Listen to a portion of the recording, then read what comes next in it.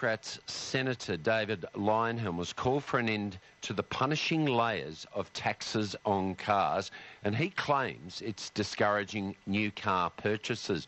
To tell us more, the Senator is on the line. Where are you walking this morning, Senator? I live in Sydney. Tim, good morning. I'm out sitting beside the water in lovely Drummoyne. It's a lovely part of the world. David Leyonhjelm, why are we taxed so much, these layers and layers of car taxes? Take us through it. Yeah, why is a very difficult question, apart from the government's addiction to our money and spending it on things that we could just as easily spend on ourselves. But so the layers of tax, first of all, there's duty on cars from countries with which we don't have a free trade agreement. There's a luxury car tax on cars over $65,000. Then there's the GST.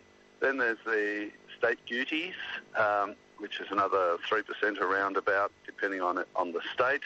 Then on top of that, we have tolls, of course. We have petrol tax, and we also have restrictions on bringing in recent model second-hand cars, which New Zealand has, and of course, as a result of that, we don't get the price competition from that. So the prices are higher than they need to be in Australia, substantially higher, and in fact, if you look at prices overseas for comparable cars, they are invariably lower than they are in Australia. You're right. And you're right.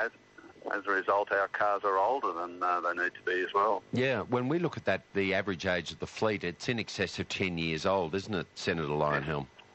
Yes, it is. And as a result of that, we miss out on the safety features of more recent cars. So stability control, traction control, better airbags, those sorts of things that come in progressively as the cars are introduced. If you're driving around an old car, then you're not going to get the benefit of all those things.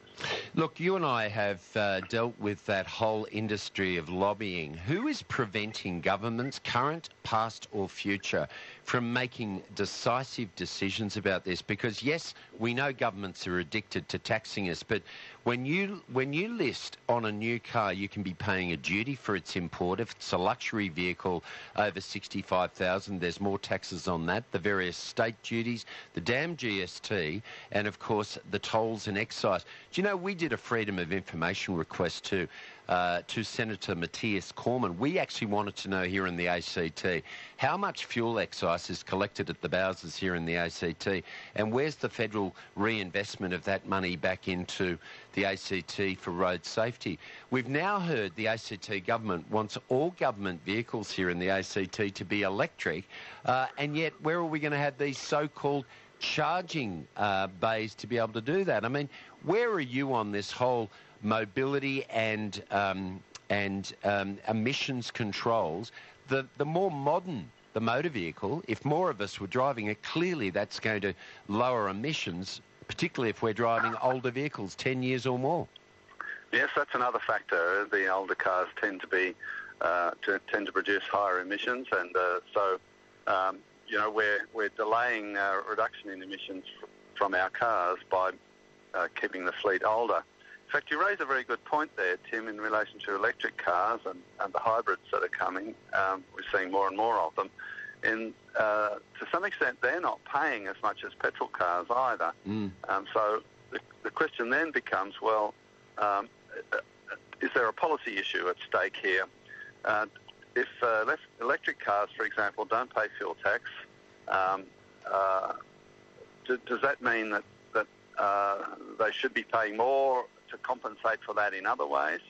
Or should we be technology neutral in relation to our taxation? Is there a way in which we can keep people mobile, buying modern cars without taxing them to death, with the switch over to electric cars? There's some interesting policy questions going to come out of that. There are. I think the government's got to get over its obsession with taxing us. We are just ridiculously taxed in this country, and cars are just the tip of the iceberg. We're all paying far too much income tax, for example, and so that's the underlying problem. And when the government brings its spending under control, when it stops spending money on things that we can do for ourselves, I think then there's a prospect then that we can say to them, well, look, what's the appropriate policy response for the changing nature of our car fleet? How should we tax electric cars relative to petrol cars and diesel cars and those sorts of things? Yeah, look, I think you're right. The National Press Club address this Thursday, Senator David Leyonhjelm, will be by the Acting Prime Minister of Australia, of course, the leader of the Nationals, Michael McCormack, who is also the Transport Minister. And maybe my question to him is, when is he going to get those Transport Ministers from around the states and territories into the room and nut out a focus on how do we keep our car fleet as modern as possible, but don't impair the access to that modernity by overtaxing us? And why have we still got tariffs when we don't have a car manufacturing industry to protect, David Leyonhjelm? Yeah, that's a very good question. The only explanation I can think of is that the government is addicted to the money it raises. Michael McCormack, of course, has got a particular interest in that he's a regional MP.